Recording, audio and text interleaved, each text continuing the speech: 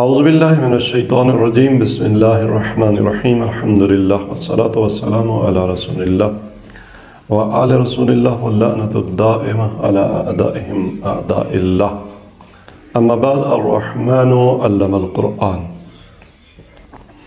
کل ہماری گفتگو حکمت متعالیہ کے ملا صدرہ کے نظریے علم کے حوالے سے ہوئی تھی، اور بحث میں ہم نے علم کی چند ایک تعریفات بیان کی، لیکن علم کی جو آخری اور الٹیمیٹ پکچر ہمارے ذہن میں بنے گی وہ ظاہر بہت ساری مباحث سے گزرنے کے بعد علم سے مربوط مسائل کو جب ہم ان ڈیپتھ دیکھ لیں گے تو پھر علم کے بارے میں کوئی قطعی رائے جس کو ہم ممکن ہے ایک تعریف کی صورت میں پیش کی جائے.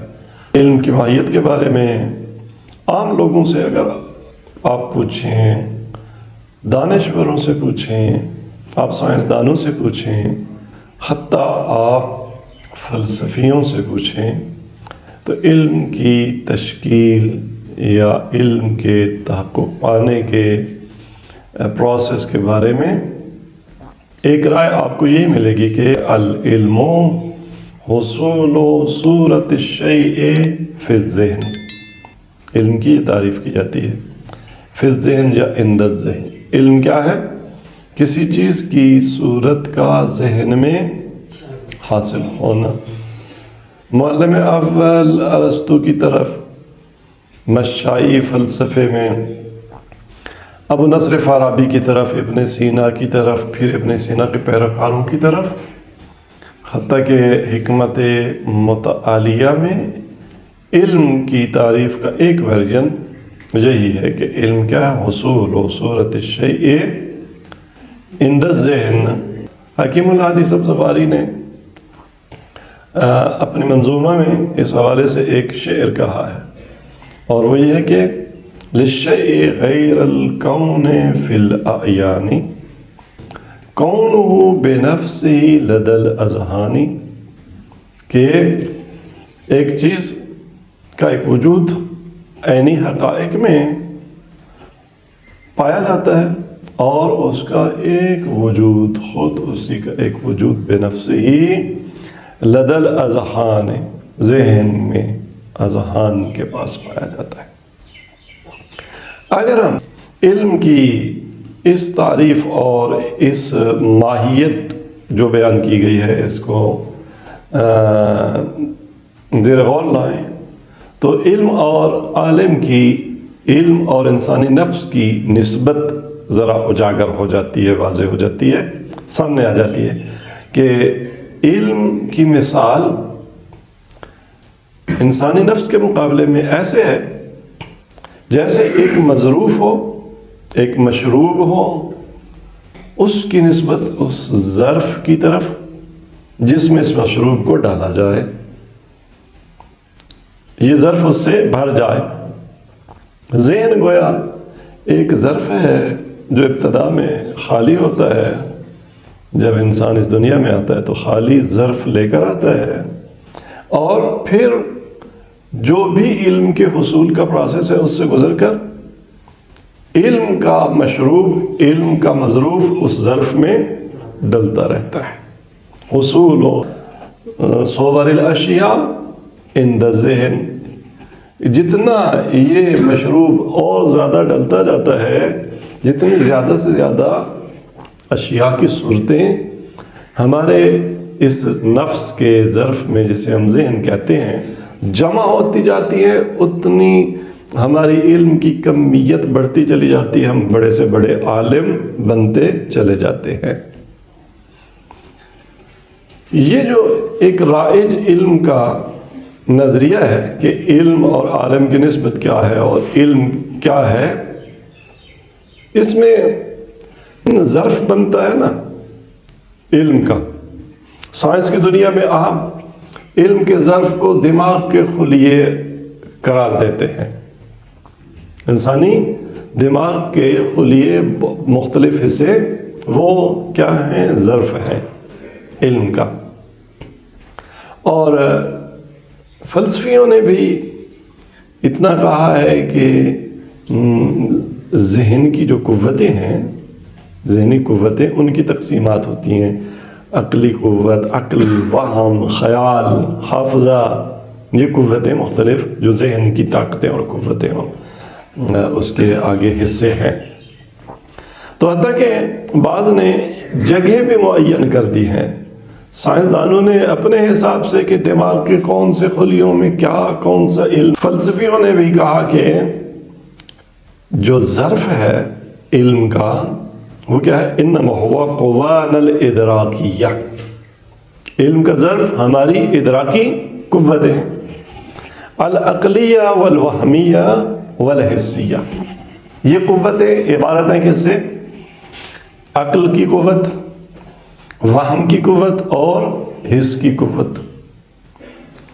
اور ان کے عقل کی قوت میں کچھ یہ جو مظروف تھا علم کا، اس کا ظرف کہیں ہمارے ذہن میں عقل کی قوت بنتی ہے وہ پورشن، کہیں وہم، کہیں خیال، کہیں حس۔ قول باز الکلیات توجد فی النفس المجردہ، ہمارے جو کلی تصورات ہوتے ہیں نا، جیسے انسان کا کلی تصور جو تمام انسانوں پر صادق آتا ہے، ان کا ظرف کیا ہے؟ کہا کہ الکلیات توجد فی النفس المجردہ، یہ مجرد ہے اور نفس مجردہ کے ہاں رہتی ہے، والمعانی الجزئیہ فی القوۃ الوہمیہ، جو جزئی معنی ہیں وہ کہاں ہیں؟ وہ قوت وہم میں۔ مثال کے طور پہ میں جب عالم تصور میں ایک دفعہ انسان کا تصور کرتا ہوں تو یہ جو انسان کے بارے میں میرا علم ہے، کلی علم ہے، کلی مفہوم ہے، جو یہ تو نفس کے پاس رہتا ہے۔ لیکن ایک دفعہ میں انسان کی جزئیات کے بارے میں، خواب عرفان کے بارے میں، روشن علی کے بارے میں، عابد کے بارے میں، اسی طرح سے ایک ایک اپنے مطلب دوست اور شاگرد کے بارے میں جب اس کو تصور کرتا ہوں تو وہ علم جو مجھے ان افراد کے بارے میں حاصل ہے وہ کہاں ہے؟ وہ میری قوت وہم میں ہے۔ اور والصور المادیۃ فی الحس والخیال ہے، ایک دفعہ ڈائریکٹ جب میری حسی قوتیں مشاہدے کے عالم میں ہوتی ہیں، میں ابھی آپ کو مشاہدہ کر رہا ہوں تو آپ میں سے ہر ایک کی تصویر کہاں ہے؟ یہ میری قوت حس میں ہے۔ قوت حس کے بعد جب میں آنکھیں بند کر لیتا ہوں تو یہ جو علم تھا جسے حسی ادراک کہتے ہیں، یہ قوت خیال میں پہنچ جاتا ہے۔ اچھا، اگر اس تصور کی بنیاد پر کہ علم حصول و صورت الشیء یا حصول و صور الاشیاء عند الذہن ہے، اگر اس کی بنیاد پر ہم آگے بڑھیں تو یہ جو مظروف ظرف میں آیا، ذہن کے ظرف میں آیا اور علم کا اس نے نام پایا، یہ بنیادی طور پر اس کے دو عناصر اولیہ ہیں، دو تشکیل دہندہ عناصر ہیں۔ ایک وہ ڈیٹا، وہ معلومات، وہ مواد، انسانی نفس جو مواد اپنے سے باہر کی دنیا سے لیتا ہے۔ کیسے لیتا ہے؟ آنکھوں کے ذریعے سے دیکھی جانے والی مرئی چیزوں کو لیا، کانوں سے سننے والی آوازوں کو سنا، خوب ناک سے خوشبو سونگھی، ہاتھوں سے مثال کے طور پر لمس کیا، ٹچ کیا، چیزوں کی خشونت، ان کی سختی اور نرمی، اس کی انفارمیشن اس کو ملی، اور قوت ذائقہ سے چیزوں کے ذائقے وہ اس کو ملے۔ یہ جو ہمارے ایلچی ہیں، ہماری جو حسی قوتیں ہیں، یہ عالم عینیات سے ڈیٹا کلیکٹ کرتی ہیں۔ تو یہ ڈیٹا جو کہ ہمارے مشاہدے کا رزلٹ ہوتا ہے، یہ حسی قوتوں کے ذریعے خوب جی کہاں پہنچتا ہے؟ مثال کے طور پہ قوہ وہم و خیال میں پہنچتا ہے، یا آپ کہیں کہ سائنسی طور پر دماغ کے خلیوں تک پہنچ جاتا ہے۔ یہ ڈیٹا. اب ذہن یہ ظرف ایسا نہیں ہے کہ یہ صرف یہ جو ہے پیسو ہو، ایکٹیو نہ ہو، صرف منفعل ہو، فعال نہ ہو، ایسا نہیں ہے. ذہن کے پاس کچھ لباس اور پوشاکیں بنی ہوئی ہیں، کچھ سانچے اور قالب ہیں. جب بھی اس کے پاس کوئی ڈیٹا آتا ہے نا تو وہ اس پر مخصوص اس کا لباس پہنا دیتا ہے.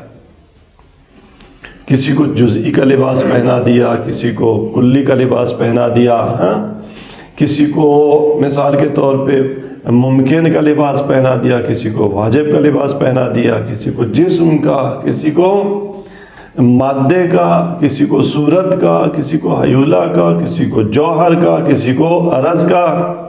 تو ڈیٹا کلیکٹ ہوا حواس کے ذریعے عینی حقائق سے، اور ان کی مدد سے پہنچا دماغ میں، اور ذہن کی ادراکی قوتوں نے اس کو قالب پہنا، اور یہ بن گیا علم، اور علم ذہن کے پاس محفوظ ہو گیا. اب علم کی ماہیت بھی ذرا ہمارے سامنے آ جاتی ہے.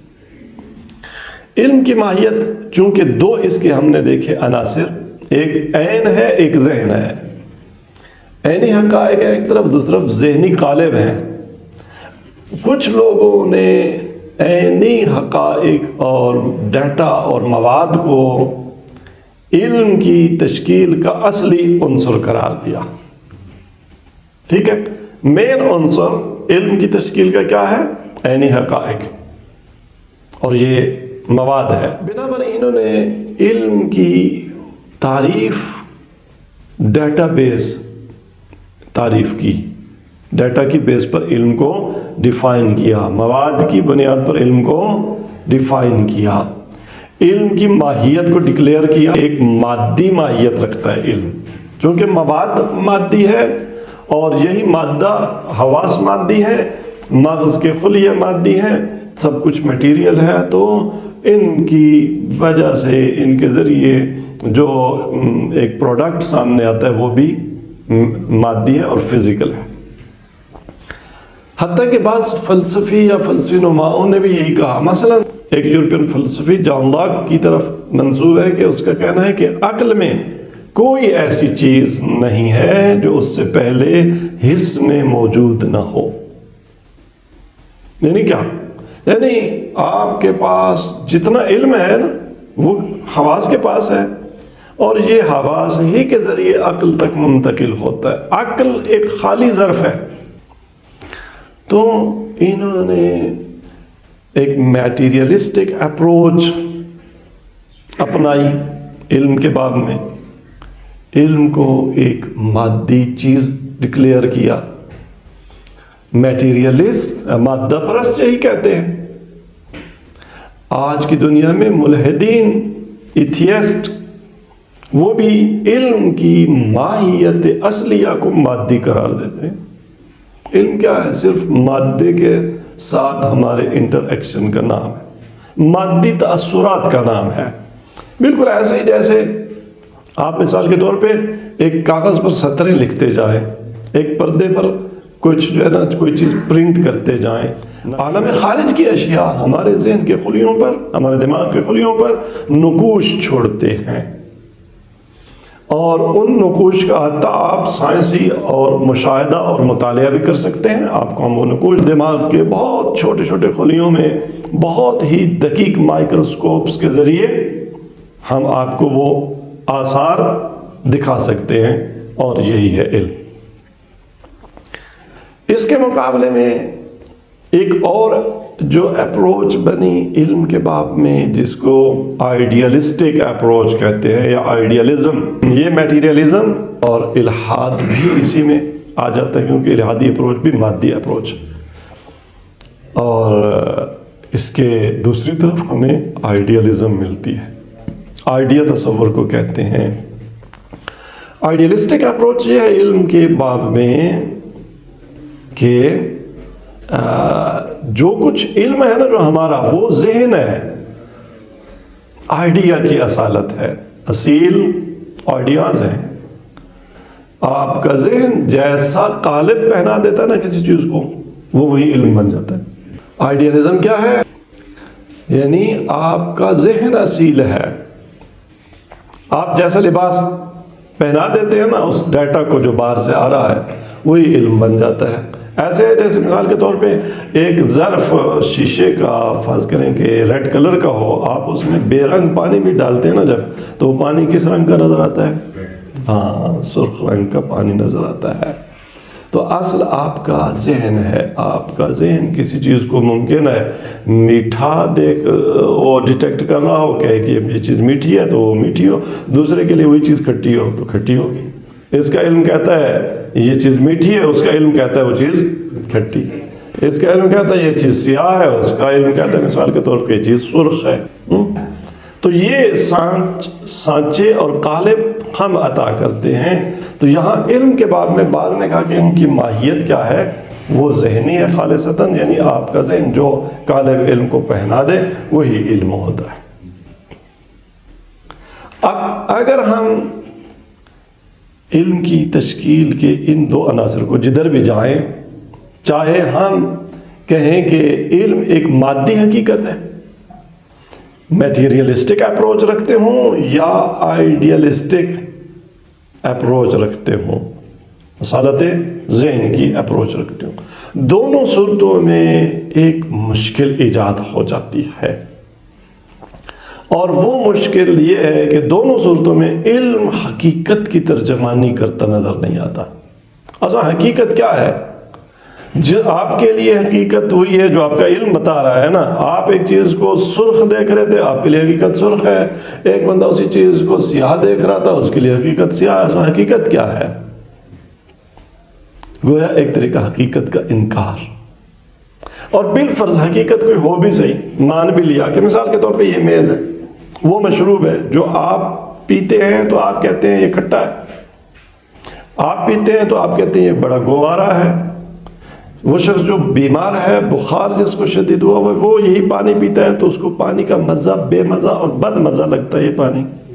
اور صحیح شخص، صحت مند شخص جب اسی پانی کو پیتا ہے تو کہتا ہے بڑا ہی خوشگوار اور گوارا پانی ہے۔ تو ہماری مثالیں ایسی ہیں دونوں صورتوں میں۔ تو چاہے ہم اس اپروچ کو لیں یا اس اپروچ کو لیں، وہ حقیقت کی ترجمانی کرتی ہوئی نظر نہیں آتی۔ بس اس کا مطلب یا تو یہ ہوا کہ حقیقت ہے ہی نہیں، کوئی حقیقت ہے ہی نہیں، اور اگر حقیقت ایگزسٹ کرتی ہے تو مطابقت نام کی کوئی چیز نہیں ہے۔ اور حتیٰ اگر ہم مان بھی لیں کہ علم کبھی کبھی مطابقت رکھ بھی سکتا ہے اپنے معلوم کے ساتھ، اس کے مطابق ہو بھی سکتا ہے، تو پھر بھی خطا کا باب بہت بڑا وسیع دروازہ کھل جاتا ہے۔ کیسے؟ بھلا کون ہے جو حس کی خطا کا معترف نہ ہو؟ ہمیں جو علم کے لیے ڈیٹا ملتا تھا وہ کس کے ذریعے؟ حواس کی خطا کے ذریعے۔ ہماری آنکھ کتنی دفعہ دیکھنے میں غلطی کرتی ہے؟ ایک چیز کو جیسا دیکھ رہی ہوتی ہے بعد میں وہ چیز ویسی نہیں نکلتی، کچھ اور نکل آتا ہے۔ ہم پانی میں جب ایک لکڑی مثال کے طور پہ ڈالتے ہیں سیدھی، تو وہ پانی میں ہمیں کج نظر آتی ہے، ٹیڑھی نظر آتی ہے۔ ہم تو کیا مادر حضرت اسماعیل پانی دیکھتی ہے، پانی کی تلاش میں دوڑتی ہے، صفا و مروہ کے درمیان 7 چکر لگاتی ہے۔ جب صفا سے چلتی ہے تو مروہ پہ پانی نظر آتا ہے، مروہ پہ پہنچتی ہے تو پانی، وہاں پانی نہیں ہے۔ مڑ کے دیکھتی ہے تو صفا پہ پانی نظر آتا ہے، ادھر دوڑتی ہے وہاں پہنچتی ہے تو وہاں پانی نہیں ہوتا۔ تو اتنی بڑی خطا آنکھ کرتی ہے، کان خطا کرتے ہیں، ذائقہ لامسا، پانی ایک ہی ہے اس کا ٹمپریچر۔ آپ آئے، آپ کا ہاتھ سردی تھی، سرد موسم میں باہر سے آئے، آپ کا ہاتھ بہت ٹھنڈا تھا، اس پانی میں جب آپ نے ہاتھ ڈالا نا، آپ نے کہا ماشاءاللہ پانی گرم ہے، آپ کو اس سے سکون محسوس ہونے لگا۔ ایک بندہ جو پہلے ہیٹر کے پاس بیٹھا تھا اور وہ تپ چکا تھا گرمی کی وجہ سے، اس نے جب اس پانی میں ہاتھ ڈالا تو اس نے کہا ماشاءاللہ پانی بڑا ٹھنڈا ہے۔ اس کو پانی یہی گرم، اس کا علم کہتا ہے کہ پانی گرم ہے، اس کا علم کہتا ہے کہ پانی ٹھنڈا ہے۔ تو پانی ہے کیا، گرم ہے یا ٹھنڈا ہے؟ کس کا علم ریالٹی کے مطابق ہے؟ اچھا پھر جب یہ صحیح یا غلط، یہ رپورٹ دماغ تک پہنچ گئی، دماغ کے خلیوں میں پہنچ گئی، اور پھر اس پر اپنی مرضی کے لباس اور قالب ذہن نے پہنا دیا اس کو، تو وہاں پھر غلطی، وہ غلطی آپ کو منطق بتاتی ہے کہ کتنی قیاس کی صورتیں بنتی ہیں، صغرا کیا ہونا چاہیے، کبرا کیا ہونا چاہیے، حد وسط کیا ہونی چاہیے، اگر صغرا پراپر نہیں ہے یا حد وسط پراپر نہیں ہے یا کبرا پراپر نہیں ہے، تو جو بھی آپ نتیجہ نکالیں گے قیاس کا وہ غلط ہوگا۔ منطق الہ ماشاء اللہ ہماری قیاس کی غلطیاں ہمیں بتاتی رہتی ہے۔ خوب، تو یہ ایک ایشو کہ اگر آپ سائنسی پس منظر میں، مادی پس منظر میں دیکھیں، آپ میٹیریلسٹ ہوں تب بھی علم کی واقع نمائی میں آپ کو پرابلمز اور ایشوز درپیش ہیں، آپ آئیڈیالسٹ ہوں تب بھی آپ کو علم کی واقع نمائی اور حقائق کی ترجمانی میں ایشوز درپیش ہیں، اور علم کا یہ جو مروجہ اور عام ایک تصور حصول صورت الشیء عند ذہن، اس نے کلامی اور فلسفی پرابلمز بھی کریٹ کیے۔ علم کلام میں بلیورز جو بالآخر میٹا فزکس کے قائل ہیں، خدا کے، قیامت کے، خوب ملکوتی حقائق کے جو لوگ قائل ہیں، ان کے مدعیات اور کلیمز کی بیس کس بات پر ہے؟ وہ ریئلزم پر ہے، یعنی کوئی ریالٹی ایگزسٹ کرتی ہے جس کا نام خدا ہے، ایک ریالٹی ہے جس کا نام خدا ہے، اللہ ہے، ایک ریالٹی ہے جس کا نام ملک ہے، فرشتہ ہے، ملک ہے، ملکوت ہے، روح ہے، خوب جی، عقبہ ہے، جنت ہے، جہنم ہے، یہ سارے آپ کے جو مدعیات ہیں یہ میٹا فزیکل مدعیات ہیں۔ تو سب سے پہلے تو ایک متکلم کیسے ان کو ثابت کرتا ہے؟ متکلم پہلے جب تک علم کی حقیقت اور حقائق کی درست ترجمانی کو نہ ثابت کر لے تو اس کو کہنے والا تو یہ کہے گا کہ تم نے جسے خدا مانا ہے اور خدا کے طور پر جس کی تعریف اور تمجید کر رہے ہو اور ہمیں بھی مسلمان اور بلیور بنانے کی کوشش کر رہے ہو، وہ تمہارا خالق نہیں ہے، تمہاری مخلوق ہے۔ تو کیسے یہ موحد، یہ دیندار اس ملحد کے سامنے بیٹھ کے بات کرے گا؟ کیونکہ وہ جو میڈیم تھا علم، خود وہ ہی قابل اعتماد نہیں رہا۔ پھر بالفرض عالم ایمان کے اندر بات ہو رہی ہے، سارے بلیورز ہیں، سب وہ ہیں جو خدا کو مانتے ہیں اور یہ خدا کو عالم مانتے۔ علم خدا، خدا عالم ہے یا نہیں ہے؟ خدا کا علم حصول و صورت الشیء عند ذہن ہے، نعوذ باللہ۔ خدا کوئی ذہن رکھتا ہے، خدا کوئی دماغ رکھتا ہے، کوئی دماغ کے خلیے ہیں، کوئی تصویریں خدا کے ذہن میں بھی نعوذ باللہ نستجیر باللہ ہمارے ذہن کی طرح بنتی ہیں۔ علم خدا کی کیفیت کیا ہے؟ تخلیق سے پہلے جب کچھ نہ تھا خدا عالم تھا یا نہیں تھا؟ خوب، حین الخلق، بعد الخلق، علم خدا قبل از خلق، حین الخلق، بعد الخلق، اس کی کیفیت کیا ہے؟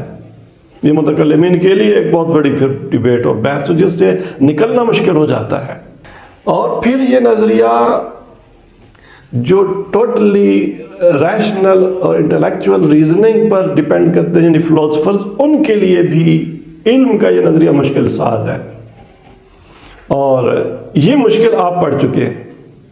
ہمارے 8-10 لیکچرز صرف اس بات کو حل کرنے میں لگے کہ وہ جس کی طرف ملا صدرہ نے اسفار میں بھی اشارہ کیا ہے، وہ کیا ہے کہ ملا صدرہ کی عبارت ایک ٹکڑا یہ تھا کہ فَيَلْزَمُ اندراج حقائق جمیع المعقولات المتباینہ بالنظر الی ذواتها مع الکیف فی الکیف۔ وہ اللہ بھائی نے جو اشکال معروف تھا تتمے میں وجود ذہنی کی بحث میں، کہ آپ کہتے ہیں کہ ماہیت کا ہمیں علم بے ذواتہا ہوتا ہے، تو سوال یہ تھا کہ آپ کو جب جوہر کا علم حاصل ہوا تو آپ کہتے ہیں ہمارے ذہن میں جوہر کی ذات حاصل ہوئی ہے، یہ ماہیت جوہر کی ماہیت ہے۔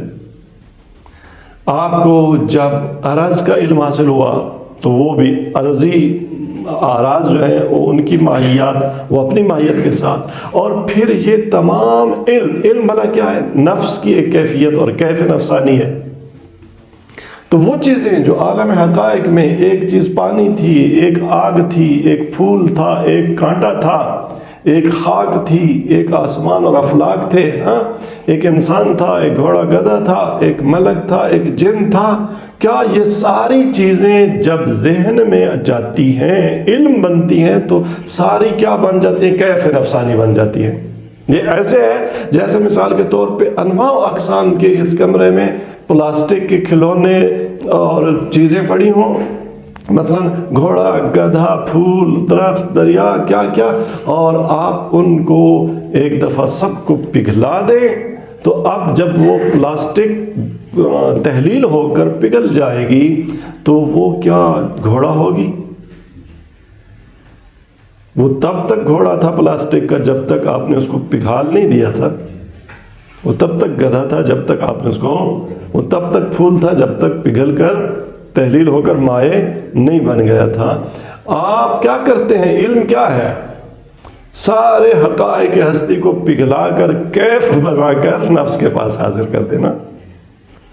تو فیلزم اندراج جو حقائق جمیع المعقولات المتباینہ، اگر ذات کو دیکھیں تو جو معقولات متباین تھے وہ سارے کس کے تحت درج ہو جائیں؟ فی الکیف، کیف پہ آ جائیں۔ جب ایسا ہوا تو یہ جو پگھلی ہوئی پلاسٹک ہے نا، یہ کسی بھی اس خارجی اشیاء کے ساتھ جو پلاسٹک کی جسم تھے کسی کے ساتھ میچ نہیں کرتی۔ یہ پگھلی ہوئی پلاسٹک نہ اس گھوڑے کے ساتھ میچ کرتی کہ آپ کہیں گے گھوڑے کی تصویر ہے، اصول و صورت الشیء، نہ یہ میز کے ساتھ، نہ یہ انسان کے ساتھ، نہ یہ پھول کے ساتھ۔ تو یہ وہ پھر مسئلہ جو فلسفی طور پہ علم کے باب میں ایک ایشو کھڑا ہو گیا کہ ہم علم کو کیسے سیدھا کریں، علم کی کیا جسٹیفیکیشن کریں۔ تو یہ وہ مسائل جو علم کے باب میں درپیش ہیں جن کو حل کرنا اور کسی الٹیمیٹ اپروچ پہ پہنچنا ہمارا فرض بنتا ہے، بالخصوص ہم طلباء علم دین کا، کیونکہ علم دین کی بیس ریالزم اور ریالسٹک اپروچ پر ہے۔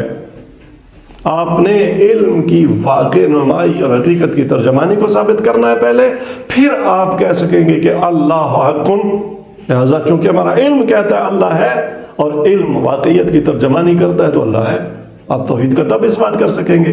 آپ معاد کا، میٹا فزیکل حقائق کا، اور اس میں سارے ہمارے ساتھ شریک ہیں، وہ صرف ہماری مشکل نہیں ہے، سب ملحد کی بھی مشکل ہے، وہ میٹیریلسٹ کی بھی مشکل ہے، وہ آئیڈیلسٹ کی بھی مشکل ہے، جو بھی علم رکھنے کا دعوے دار ہے، مگر یہ کہ ہم جاہل مطلق ہیں، اور یہ کہنے میں بھی وہ ایک عالمانہ بات کر رہا ہوگا۔